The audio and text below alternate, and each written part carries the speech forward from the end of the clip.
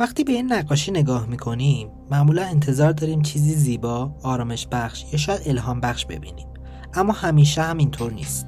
بعضی از نقاشی‌های معروف در پس لایه‌های رنگ و نور رازهایی رو بیان کردن که تا امروز هم هیچکس به طور قطعی نتونسته معنای اونها رو کشف کنه.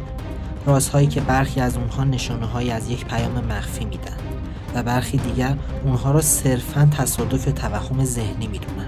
اما اگر به شما بگم که بعضی از این رازها اونقدر عجیب و مرموزند که حتی خود نقاشانش هم به هیچ وجه درباره‌اش صحبت نکردن، نظرتون چیه؟ توی این ویدیو قراره به دنیای اسرارآمیز هنر قدم بذاریم، جایی که مرز بین واقعیت و خیال، تاریخ و توهم به طرز عجیبی در هم تنیده میشه. پس اگر آماده ای که نگاهی تازه به آثار کلاسیک داشته باشی و از رازهای پنهون اونها پرده برداریم، تا انتهای این ویدیو با من همراه شو. لئوناردو داوینچی، نابغه‌ای که در دوران رنسانس مرزهای علم، هنر و فلسفه را درنوردید، یکی از نمادین ترین آثار تاریخ رو خلق کرد. شام آخر، اثری که صحنه‌ای از یکی از حساس ترین لحظات تاریخ رو به تصویر میکشه. اما در دل این شاهکار نکاتی وجود داره که ممکن است تا به امروز به اونا دقت نکرده باشی. یه موسیقیدان ایتالیایی در سال 2007 کشف عجیبی کرد. او متوجه شد که اگر از سمت چپ به راست چینش دستهای شاگردان عیسی و تکه‌های نون روی میز مانند نوت‌های موسیقی در نظر بگیره، میتونه یه قطعه موسیقی خاص از اون استخراج کنه. با هم دیگه به این موسیقی گوش کنیم.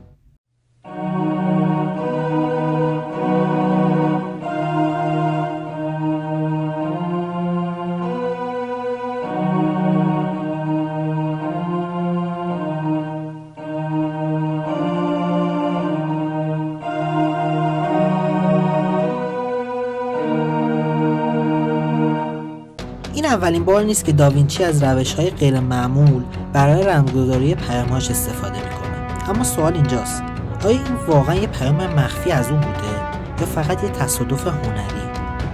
و این تنها راز این نقاشی نیست. نگاهی دقیق‌تر به چهره یهودا بندازید. برخلاف سایر شاگردان که در نور هستن، اون در سایه عمیق فرو رفته. برخی میگن این نشانه از خیانتیه که قرار رخ بده. اما برخی دیگه معتقدن داوینچی چیزی فراتر از اینو پنهان کرده.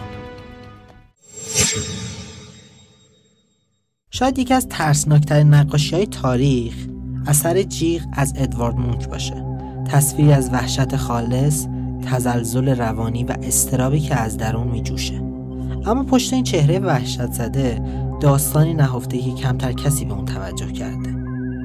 مونک در خاطراتش نوشته که در یکی از بعدازظهرهای سرد هنگام قدم زدن با دوستانش ناگهان احساس کرده آسمون به رنگ خون در اومد و صدای عجیب در ذهنش تنیده شده. نوشته ناگهان لرزیدم و احساس عمیقی از اضطراب مرا در بر گرفت.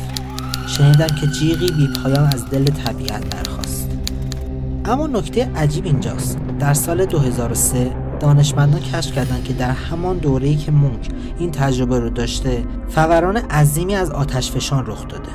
این فوران مقادیر زیادی گرد و غبار به جو فرستاده و باعث شده آسمان بسیاری از نقاط جهان از جمله نروژ به طرز غیر عادی قرمز بشه.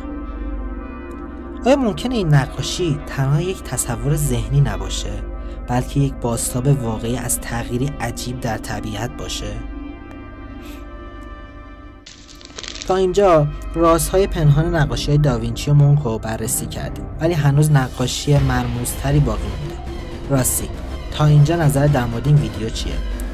اگه از این نوع محتوا خوشت میاد حتما دکمه سابسکرایب رو بزن و زنگوله رو فعال کن تا ویدیوهای بعدی رو از دست ندی. یادت نره کامنت بذاری که کدوم نقاشی برات جذاب‌تر بود.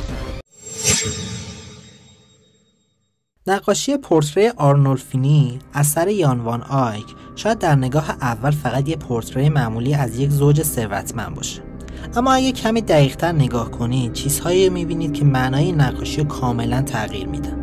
یکی از عجیب‌ترین جزئیات این نقاشی آینه‌ایه که در مرکز صحنه قرار داره. اگر دقت کنید در انعکاس این آینه دو نفر دیگر هم دیده میشن که در واقع در نقاشی حضور ندارن. یکی از این افراد به نظر میرسه که خود وان آیک باشه که داره این صحنه رو نقاشی میکنه.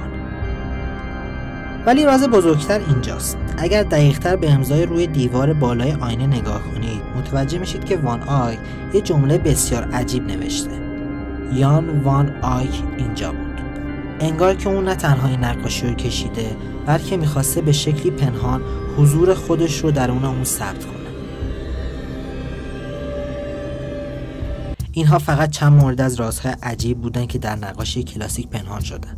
ولی این پایان کار نیست. در ویدیوهای آینده رازهای پنهان بیشتری از دنیای هنر رو بررسی خواهیم کرد. پس اگه دوست داری با من همراه باشی و هنر رو از زاویه جدیدی ببینی، همین حالا کانال رو سابسکرایب کن و زنگوله رو فعال کن تا ویدیوهای بعدی رو از دست ندی.